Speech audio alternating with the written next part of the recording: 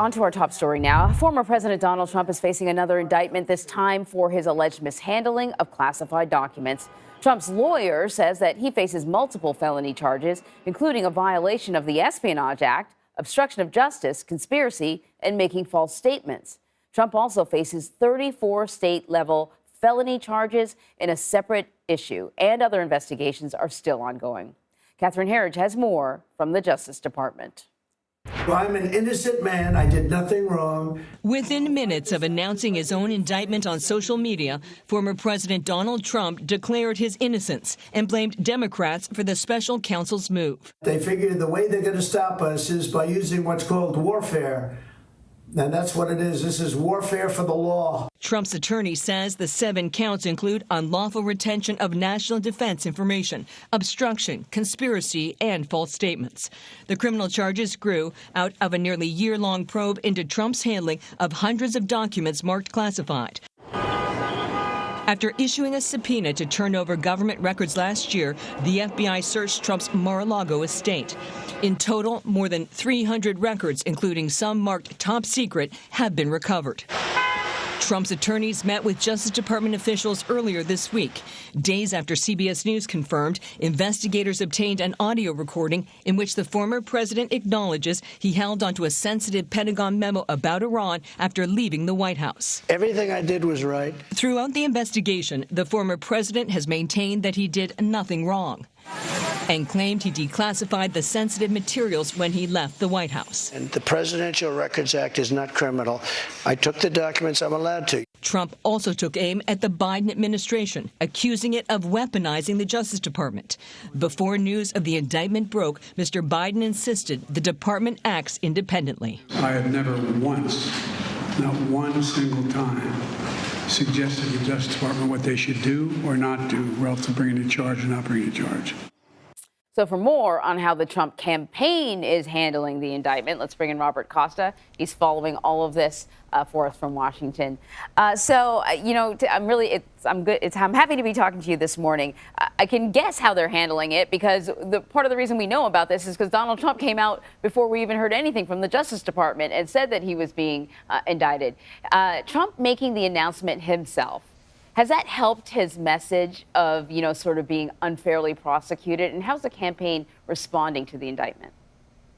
It's good to be with you this morning. We are at a moment of political and legal uncertainty. Days away now from this indictment being unsealed at a federal courthouse in Miami. And because of that uncertainty on the legal front, it's hard to say politically how this is going to play out in the coming weeks and months as the Republican presidential primary heats up. Speaking last night to many rival campaigns, they say that they believe Trump could be vulnerable if the indictment really shows and the ultimate trial shows that Trump potentially affected national security matters, compromised sources and methods by having these documents at his Mar-a-Lago home. But at this point, they only know the top lines of the indictment that's being reported by Trump's own lawyers. And inside Trump's campaign, there is a belief that Trump, like with the FBI search last year at his home, can use this moment to have his supporters rally around him. But they also know that politically, he has a lot of increasing competition at this point. Former Vice President Mike Pence just announcing this week in Iowa, I was there, taking on Trump about his understanding and appreciation, if any, in Pence's view for the rule of law. Also facing attacks from former New Jersey Governor Chris Christie. So it's a bit of fragility in this political time. It is. I want to talk a little bit about what we've heard from some of his rivals. I thought DeSantis's answers were interesting. And the former president is really sort of clever at putting his opponents in awkward positions where they are sometimes forced to defend him or forced to sort of repeat his argument. Can we talk about some of what we heard from DeSantis? Because he's sort of attempting to thread the needle in a way I think some of the other candidates are going to attempt to do as well. That's exactly right. So last night, if you were in a rival campaign or you're on Capitol Hill, you faced a challenge. How do you respond to this historic indictment? And Florida Governor Ron DeSantis issued a statement that read in part, quote, "The weaponization of federal law enforcement represents a mortal threat to a free society." So that shows that he's in a sense on Trump's side, but he's not rallying to Trump's side. He's definitely critical of the Justice Department. In Congress, Speaker Kevin McCarthy, a key Trump ally, he said this is a dark day for the United States of America. It's unconscionable for a president to indict the leading candidate opposing him. So he's casting the Justice Department as political. Of course, it's not President Biden who's issuing the indictment. It's the Justice Department through a special counsel who operates independently of political fear or favor. But McCarthy and DeSantis don't represent the whole Republican Party, because you had former governor of Arkansas, Asa Hutchison, who's also running for the Republican nomination. He said all of this reaffirms the need for Donald Trump to end his campaign. And after making a lot of calls last night, it does make me wonder as a reporter, when does that clamor start to rise a bit in the Republican Party, where they say they might like Trump, they might even love him politically, but is it all too much? Then again, Trump's been through a lot, and he's survived a lot politically. Yeah, he certainly has. You know, Ron DeSantis was asked outright if he would pardon the president, and he sort of danced around that. I think it's going to get really uncomfortable for a lot of people.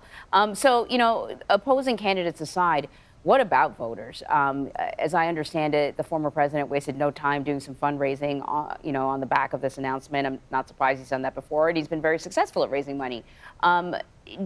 Is there any way to sort of tell how voters will react to this? Best way to find out what voters are going to do is talk to voters. And I have been in Iowa, the home of the presidential caucuses, in the last few days. I began yesterday, Indictment Day, in Iowa, in Des Moines, talking to voters. And here's what I'm picking up. Of course, all reporting, in a sense, is anecdotal, and the data is going to matter as well. But my anecdotal reporting on Iowa, at least this week, is that there is goodwill for Donald Trump in Iowa and in other states I've visited in recent weeks among Republican voters. That said, a lot of them are showing up for DeSantis events. They're going to Nikki Haley events, Tim Scott events. They showed up for Mike Pence's announcement near Des Moines in Ankeny, Iowa. And when I was there, I pulled aside one woman who was wearing a cowboy hat. She's a farmer, a rancher in Iowa, and she said, I like Trump a lot, but I want to get away from the Trump era and all that means in terms of legal issues, political issues, his grievances with the media and others. So she's looking for somebody else to move back to a more traditional Republican style of politics. But she's still sympathetic to Trump as he faces all of these legal challenges. That, to me, captures where many of these voters are. Right. Bob Costa, thank you so much. Thank you.